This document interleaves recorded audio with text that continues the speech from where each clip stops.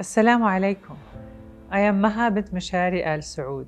Under the reign of His Majesty, custodian of the two holy mosques, King Salman, the Kingdom of Saudi Arabia has made remarkable and unprecedented political, social, economic, and developmental achievements.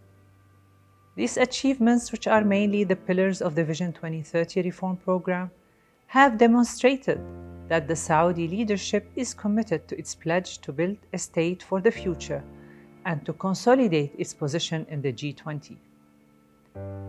We have embarked on an era paving the way for economic prosperity and to give the future generations national and international entrepreneurs and luminaries.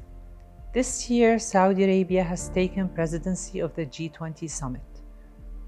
As lead co-chair for migration and young societies, it is my role to work alongside some of the world's most renowned international experts that bring to us a wealth of research to help us formulate policy based on evidence.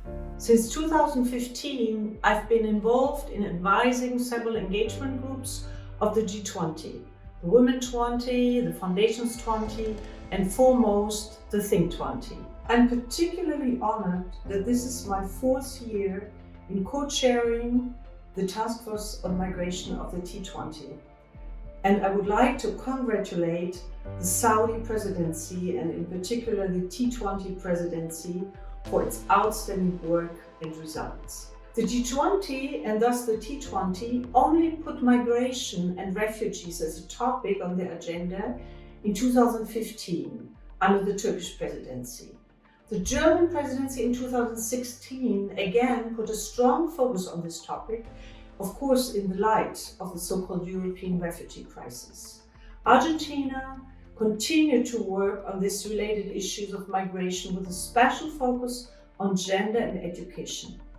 The Japanese presidency in 2019 embraced migration and aging society and thus mirrored the demographic changes and challenges and the pressing issues that several G20 countries are facing right now. The T20 Saudi Arabia has chosen a new focus, migration and young societies, with a particular aim to look into these challenges and finding solutions for better integration of migrants, in particular the youth. We all acknowledge that the year of the Saudi presidency is a special one, being overshadowed by the pandemic.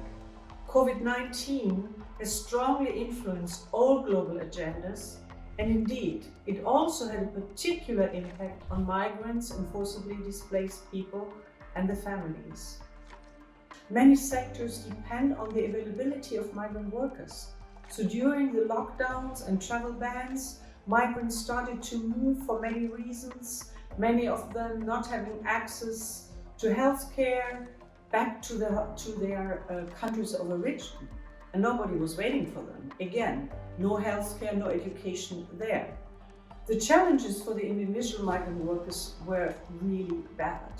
I was especially pleased to be a task force co-chair at T20 because I've been frustrated in the past with regional policy making, which lacked representation from stakeholders outside of the traditional power structures within the state. My academic work has focused on the integration of marginalized voices into the political arena and with the questions of social justice.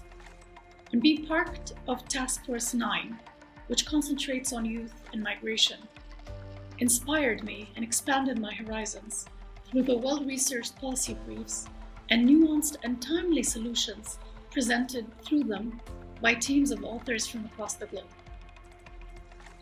With the COVID-19 epidemic proving to us that we need global cooperation to find solutions for health, poverty, education, and the economy, the issues discussed and suggestions that were made through the work of this task force and others participating in T20 are now more pressing than ever, especially if we want to think about the integration of online and virtual solutions for refugee education and to provide urgent medical care for those who need it the most.